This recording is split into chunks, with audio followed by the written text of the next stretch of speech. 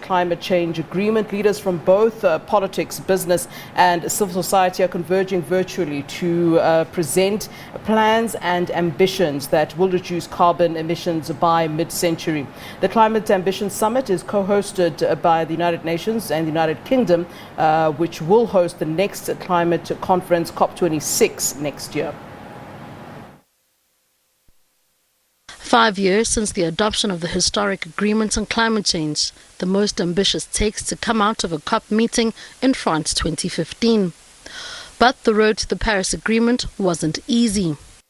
We had been trying to negotiate such a universal climate agreement for more than 20 years, from the first Earth Summit in Rio in 1992 to the Kyoto Protocol, to the Copenhagen Summit, and we knew it was very difficult.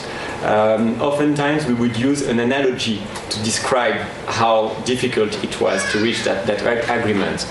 Imagine that you are living in a building with, let's say, 10 landlords, and you have to reach an agreement on how you want to, I don't know, landscape the garden or build an elevator. You know how complicated will be the meeting, right?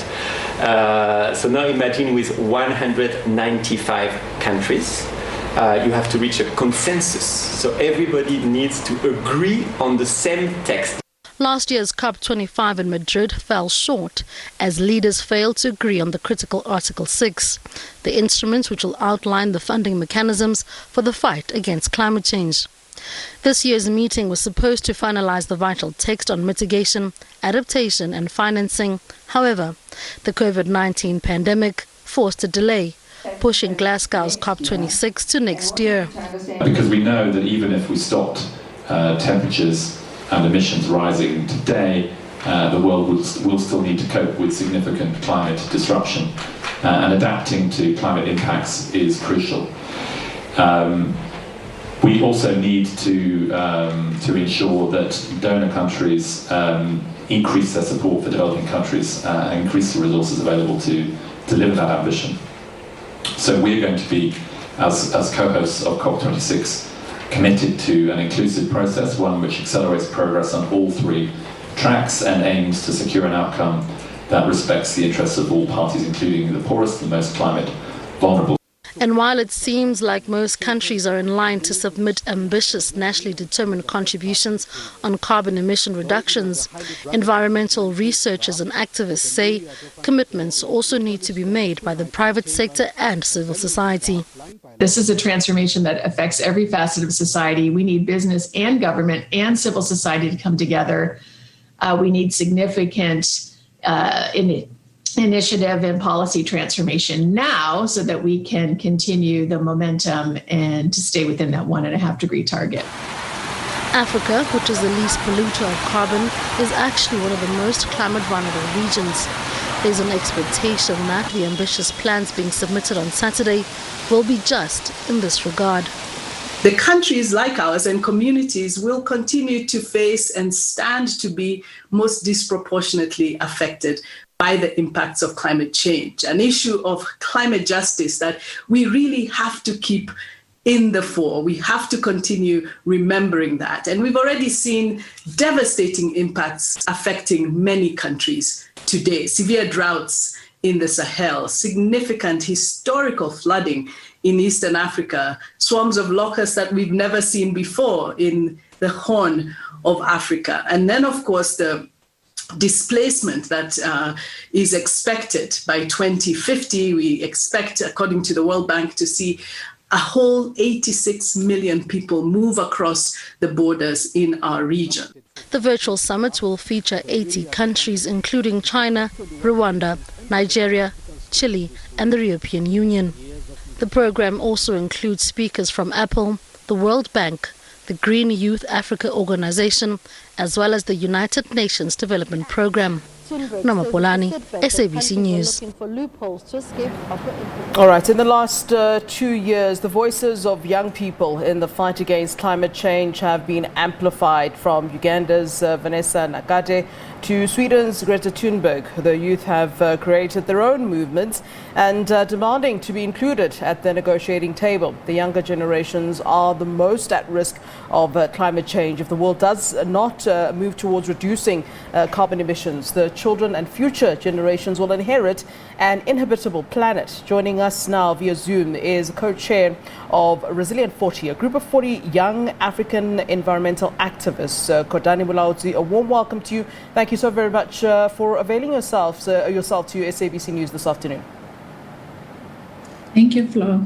Just as a start, I mean, talk to us about the importance really of the youth being represented. I mean, certainly, it's you that will bear the brunt of whatever happens on this earth once we're all gone. And is there enough representation? Are your voices being heard? I mean, we know about what have become the celebrities in terms of talking about these issues, as I've mentioned, Vanessa, Nakate and Greta Thunberg. But are their voices enough? And I'm going to say specifically in terms of African voices being represented when it comes to issues relating to the environment? It's interesting that we often speak about what will happen once we are gone, but we are not really talking about what will happen once we're gone. We're talking about climate impacts that are happening now and extreme climate impacts that we'll be expecting in the next 10 to 20 years. So the young people that are speaking now are not, it's not about what's going to happen in 50 years or 100 years' time. It's about what we're currently experiencing now. And Africa has the largest population of young people. So they are really the most important stakeholders in this, the most impacted and affected parties, which is why we are advocating for the voices of the youth to be at the negotiating table, to be at the decision-making platform. And we don't have enough voices. We've seen a lot of progress happening internationally and in Africa, but there isn't nearly enough youth voices in the climate talks. And when we talk about youth voices, we're not just talking about, you hold a summit and then you hold a youth summit on the side.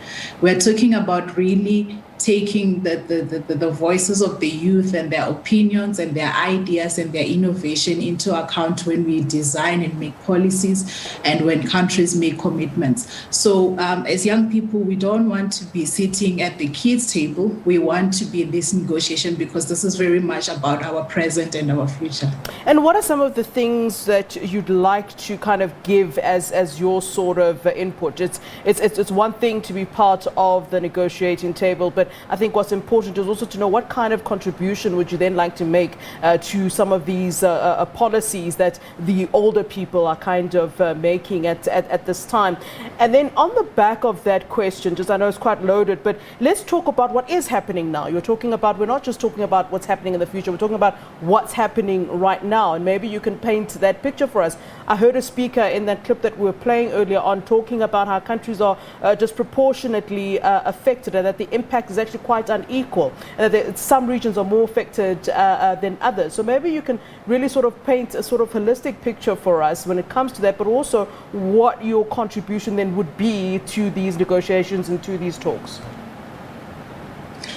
So what is currently happening is, for instance, in Southern Africa or Sub-Saharan Africa, we are already experiencing the impact of climate change. So we've got extreme weather events, we've got droughts, we've experienced a lot of periods of droughts in South Africa.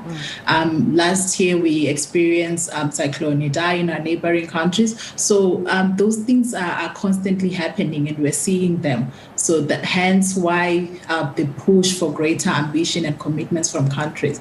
Now, in terms of who's more affected, you will hear a lot of people saying, Africa didn't contribute as much to the carbon emissions, but we are the ones who are going to suffer. And South Africa is really the special case in that South Africa is one of the highest emitters, top 20 highest emitters. So when you talk about that, you sort of have to separate South Africa's role in it from the rest of the African countries.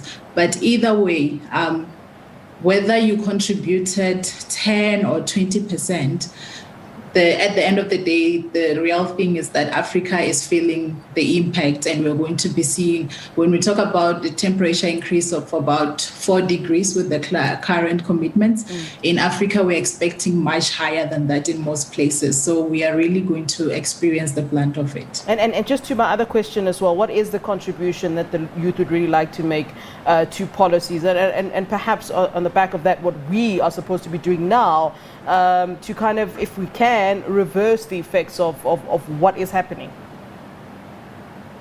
So what youth can contribute is that we've got a lot of young people, who understand climate change, who are studying it. We've got young people at grassroots level who are mobilizing, helping people adapt, helping people build resilience. So what young people are asking for is that they be included and they be part of not only the decision making, but the implementation. So, we are saying as young people to our leaders, use us to deal with this climate impact. There's also a lot of young people with great innovative ideas about how we can reduce our emissions. On the social side, what we can do to cushion people from things like when we transition to a low carbon economy, what happens to all of that. So young people are ready, they're up and willing to help. And as individual, I think the most important action that we can do is to push our governments to make policies that push for greater ambition, but also to make domestic policies for the future that speaks to the 1.5 degrees. Because if we really exceed that, it's not going to be bearable for our countries. So as citizens, we need to use our voices to make sure that we hold our leaders accountable. All right. Thank you very much for speaking to us then this afternoon. Khodani Mulaudzi, who is an environmental activist, part of the, or co-chair of the Resilient 40, a group of 40 young African environmental activists. And I certainly hope that your voices will indeed be heard. Khodani Mulaudzi there. All right.